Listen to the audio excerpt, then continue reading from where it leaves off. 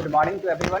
आज हम लोग स्टार्ट करने वाले हैं टैक्सेशन, और टैक्सेशन में मोस्ट इम्पॉर्टेंट टॉपिक है और ये टॉपिक आने में रहेगा ITR, income tax return file. तो आज करते हैं इनकम टैक्स रिटर्न फाइल क्या है। जैसा कि हम सभी जानते हैं कि इनकम टैक्स रिटर्न फाइल जो होती है, कोई भी SSC को रिटर्न फाइल करनी पड़ती है, और ये कोई भी SSC अपने इनकम के बारे में इंफॉर्मेशन प्रोवाइड करती है इनकम टैक्स डिपार्टमेंट को।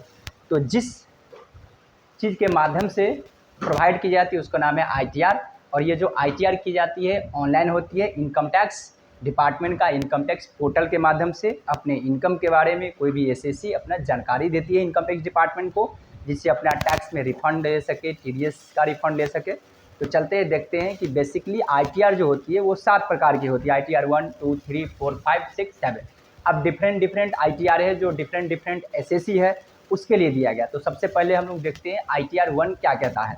तो देखिए ITR 1 किसके लिए, कोई इंडिविजुअल और HUF के लिए है जिनका इनकम एक्सीड करता है 50 लाख रुपीज़ से, और उनका इनकम का सोर्स में होनी चाहिए, चाहे वो सैलरी हो, पेंशन हो, ठीक है, 1 हाउस प्रॉपर्टी हो, एक से ज़्यादा हाउस प्रॉपर्टी नहीं होनी चाहिए, और साथ ही साथ क्या होनी चाहिए, इनकम फ्रॉम अदर सोर्स, और उसका एग्रीकल्चर इनकम 5000 से ज़्यादा हो। वैसे SSC के लिए ITR 1 होता है, और ITR 1 को सहज भी बोला जाता है।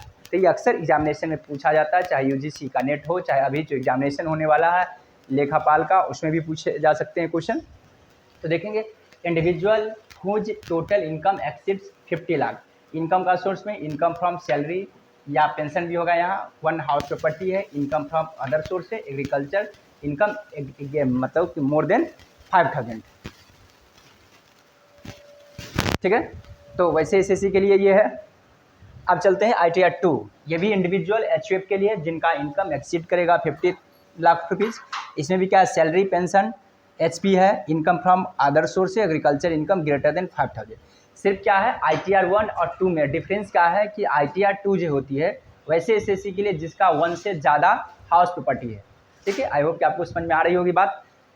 अगर चाहेगा तो कोई भी SSC ITR 1 भी भर सकता है, फाइल कर सकता है, ITR 2 भी फाइल कर सकता है, बशर्ते कि ITR 2 तभी फाइल करेगा जिसका हाउस प्रॉपर्टी का इनकम मोर देन 1 नहीं होनी चाहिए, यानी कि लेस देन 1 होगी। अगर मोर देन 1 हाउस प्रॉपर्टी का इनकम है तो उनको ITR 2 की आवश्यकता पड़ेगा। ITR 3 में देखिए क्या है, इसमें इंडिविजुअल, HUF और फर्म का केस है। कहता हूँ are not eligible to file ITR 1, 2 and 4। जो ITR 1 न ही 1 भर सकते हैं, न 2 भर सकते हैं, और न ही 4 भर सकते हैं, यानी कि 3 भरेगा कौन, कहता है शुड फाइल ITR 3। मतलब ये हुआ कि कोई इंडिविजुअल HUF के लिए हुआ, ठीक ना।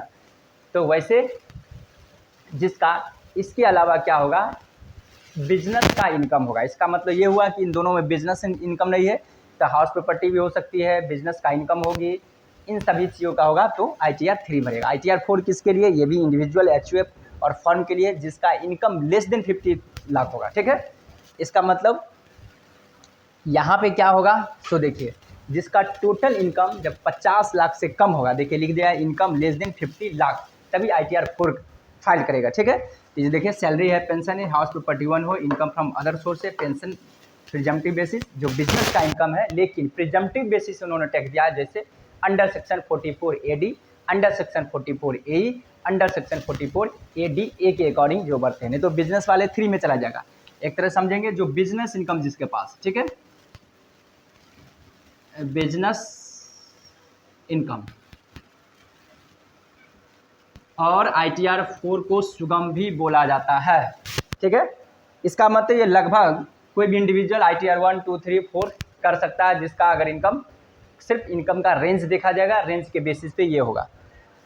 अब आते हैं ITR 5, partnership form, LLP, association of person, body of individual, artificial judication person के लिए भी ये है, आर्टिफिशियल जुडिकल पर्सन भी है, AJP, इसको बोला जाता है artificial judication person, artificial juridical person, ठीक है। उसके लिए ITR 5 है। और ITR 6 किसके लिए, कंपनी के लिए है, और ये हमेशा इलेक्ट्रॉनिक वे से होती है, हमेशा याद रखेंगे, ये ऑफलाइन माध्यम से नहीं हो सकती है। इन सभी को क्या है, आप प्रिंट आउट लेकर के ऑफलाइन भी भर करके जहाँ इसका हेडक्वार्टर है वहाँ पे आप सबमिट कर सकते हो। बट क्या है, ITR 6 जो कंपनी के लिए होती है, कंपनी एक बड़ी स्तर पे चलती है, इसलिए यहाँ पर सिर्फ और सिर्फ ऑनलाइन का ही फैसिलिटी दी गई है।